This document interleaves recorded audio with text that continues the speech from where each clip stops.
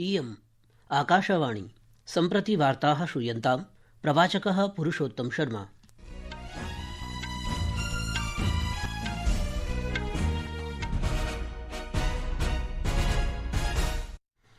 गुजरातस्य अहमदाबाद विमानपत्तनस्य समीपे मेघानी नगरक्षेत्रे अद्य लंदन नगरं प्रति गच्छत् एयर इंडिया यात्रिविमानं दुर्घटनाग्रस्तम् अभवत्। नागरविमानन मन्त्रालयेन नियन्त्रणकक्षं स्थापितं साहाय्योद्धारप्रयासाः प्रचलन्ति। अहमदाबादतः यात्रिणां सौविध्याय रेलविभागः 2 विशेषरेलयाने चालयिष्यति। राष्ट्रपतिः प्रधानमन्त्री च दुःखदविमानदुर्घटनायां दुःखं प्रकटितवन्तौ। ऋतुविज्ञानविभागेन दिल्ली पंजाब राज्ययोः केषुचित् भागेषु तापतरङ्गस्य स्थितेः रेड अलर्ट सञ्चेतना प्रसारिता।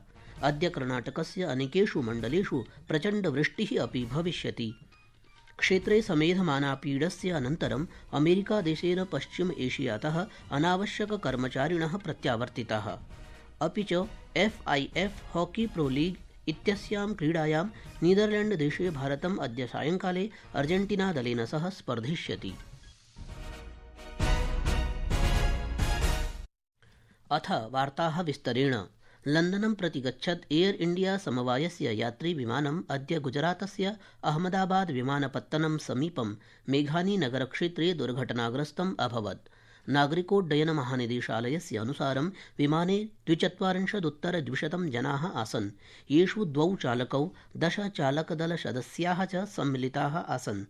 यात्रिषु 69 भारतीयाः, 53 ब्रिटिश राष्ट्रियाः, 1 कनाडादेशीयः, 7 जनाः पुर्तगालदेशीयाः च आसन्। अहमदाबादतः लंदन नगरं प्रति प्रचलित उड्डयनसङ्ख्या AI-171 इति विमानयाने आसन्।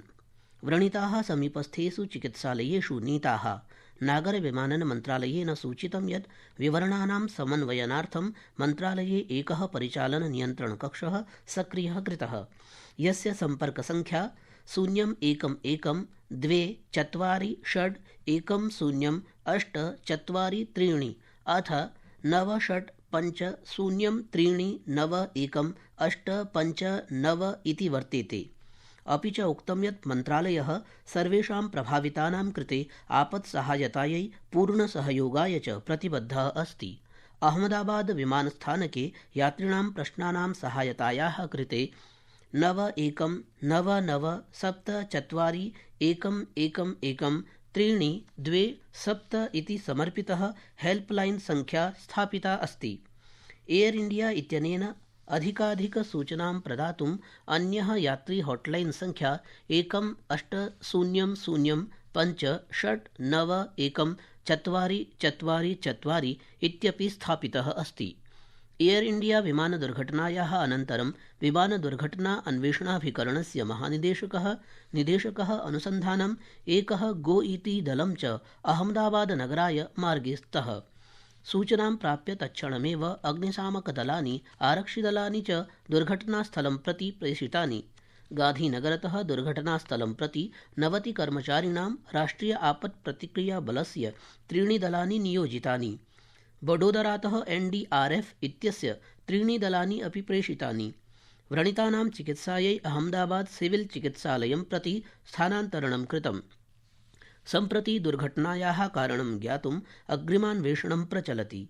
दुर्घटनास्थलं प्रति गच्छन्तः सर्वे मार्गाः उद्धारसहयोगकार्यक्रमयोः सौविध्याय पिहिताः सन्ति। एयर इंडिया इत्यनेन उक्तं यत् ते विवरणं निश्चयं कुर्वन्ति। अहमदाबादे दुःखद विमानदुर्घटनायाः विषये राष्ट्रपतिः द्रौपदी मुर्मुः शोकं प्रकटितवती। सोशल मीडिया इत्यत्र एकस्मिन् सन्देशे तया उक्तं यत् एषा हृदयविदारक घटना अस्ति। तस्याः संवेदनाः, प्रार्थनाश्च प्रभावितजनैः सह सन्ति। राष्ट्रपतिः अवदत् यत् अस्मिन् अवर्णनीयशोककाले राष्ट्रं तैः सह अस्ति। प्रधानमन्त्रिणा नरेन्द्रमोदिना दुर्घटनात् शब्दात् परं हृदयविदारकम् इति उक्ता। श्रीमोदी अवदत् सः मन्त्रिभिः अधिकारिभिः सह सम्पर्के अस्ति, ये प्रभावितानां सहायतार्थं कार्यं कुर्वन्ति। अस्मिन् दुःखदकाले प्रभावितानां सर्वेषां सह तस्य संवेदनाः सन्ति। अहमदाबाद नगरे एयर इंडिया विमानदुर्घटनायाः विषये प्रधानमन्त्री, केन्द्रीय गृहमन्त्री अमित शाह, नागरिक विमानमन्त्री राममोहन नायडू च वार्तालापं कृतवन्तः। प्रधानमन्त्रिणा प्रभावितेभ्यः शीघ्रं सर्वसम्भवसाहाय्यं प्रदातुं निर्दिष्टम्। श्रीनायडू अवोचत् यत् सम्बद्धसंस्था सक्रियतायै सञ्चेतिताः। मन्त्रालयेन स्थितेः निरीक्षणं क्रियते। साहाय्योद्धारबलानि च कार्याचरणे संलग्नाः वर्तन्ते। अत्रान्तरे गृहमन्त्रिणा अमितशाहेन गुजरातस्य मुख्यमन्त्रिणा गृहमन्त्रिणा च साकं संवादो विहितः। गुजरातस्य मुख्यमन्त्रिणा प्रभावितेभ्यः उपचाराय चिकित्सालयं प्रति नेतुं ग्रीन कोरिडोर अर्थात् निर्बाधपरिवहनस्य व्यवस्थायै निर्देशाः प्रदत्ताः। अस्माकं वार्ताहरेण सूचितं यत् भारतीयसैन्यबलेन अहमदाबादस्थितं कैण्ट परिषद विमानदुर्घटनायां प्रभावितानां सर्वसम्भवसहायतायै उद्घाटितम्। CISF बलेन अपि आपत्साहाय्यं प्रदीयते। संस्कृतवार्तायाः संस्करणम् इदानीम् आकाशवाणीतः प्रसार्यते। सममेव अयं कार्यक्रमः आकाशवाण्याः वेबसाइट www.newsonair.gov.in इत्यत्र अथ news on AIR mobile app इत्यत्र अपि उपलब्धो भविष्यति। प्रधानमन्त्री नरेन्द्र मोदी राष्ट्रम् आत्मनिर्भरतां प्रति प्राविधिकोन्नतां च महत्वपूर्णभूमिकायै भारतस्य युवनवोन्मेषकाणां प्रशंसाम् अकरोत्। डिजिटल इंडिया इत्यनेन युवानः नवोन्मेषस्य लाभाय सशक्ताः कृताः, येन विगतेषु 11 वर्षेषु भारतस्य वैश्विक प्रौद्योगिकी महाशक्तिरूपे सुदृढा स्थितिः सञ्जाता। माईगॉव इंडिया द्वारा सोशल मीडिया पोस्ट इत्यस्य उत्तरे श्रीमोदी अवदत् यत् प्रौद्योगिक्याः शक्तेः लाभेन जनेभ्यः बहुलाभो जातः। अल्पसंख्यक कार्यमन्त्री किरेन रिजिजू अद्य नवदिल्ल्यां राजघाटस्थले लोकसंवर्धन पर्वणः उद्घाटनम् अकरोत्।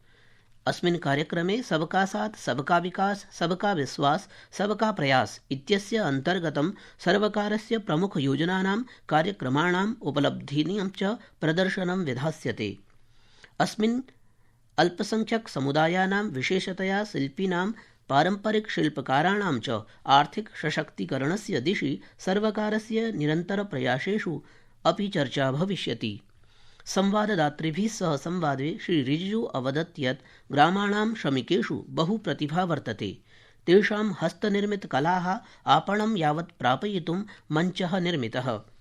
तेन उक्तं यत् अनेन कार्यक्रमेण विविधराज्यानाम् उत्पादनात् एकतः अपरं यावत् प्रापयितुम् अपि साहाय्यं भविष्यति। सर्वकारस्य विविधपक्षाणां प्रस्तुतिम् अतिरिच्य अस्मिन् कार्यक्रमे पारम्परिककलाः यथा हस्तशिल्पः, चर्मशिल्पः, काष्ठकला, बनारसी ब्रोकेड, फुलकारी इत्यादीनां प्रदर्शनी अपि भविष्यति। सममेव कार्यक्रमे देशस्य विविधभागेभ्यः समागतैः लोककलाकारैः सांस्कृतिक प्रदर्शनानि अपि करिष्यन्ते। कार्यक्रमस्य समापनं रविवासरे भविष्यति। केन्द्रीय कृषिमन्त्रिणा शिवराज सिंह चौहानेन उक्तं यत् विकसित कृषि संकल्पाभियानेन वैज्ञानिकानुसन्धानस्य वास्तविकस्तरस्य कृषेः च अन्तरं सफलतापूर्वकं दूरीकृतम्, येन स्थिर लाभदायक निर्यातोन्मुखी भारतीय कृषिक्षेत्रस्य मार्गः प्रशस्तो जातः।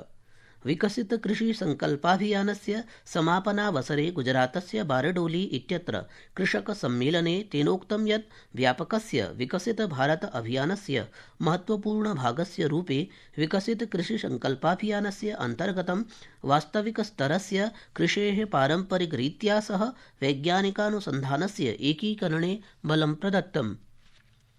अस्य मासस्य 21 दिने अन्ताराष्ट्रिययोगदिवसस्य आयोजनं भविष्यति।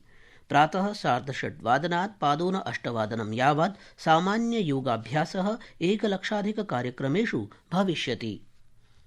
केन्द्रीय आयुषमन्त्री प्रतापराव जाधवः भारते विश्वस्तरे च योगं परिवर्तनकारी स्वास्थ्याभ्यासस्य रूपे समेधितुं मोदी सर्वकारस्य निरन्तरप्रयासान् प्रकटितवान्। आकाशवाण्या सह संवादे आयुषमन्त्रिणा विगतेषु 11 वर्षेषु केन्द्रसर्वकारस्य उपलब्धिविषये वार्ता कृता, यत्र 14,200 आयुषमन्त्रालयस्य निर्माणम् आरभ्य जगति अन्ताराष्ट्रिययोगदिवसस्य आयोजने महत्वपूर्णा भूमिका अस्ति। इति वार्ताः।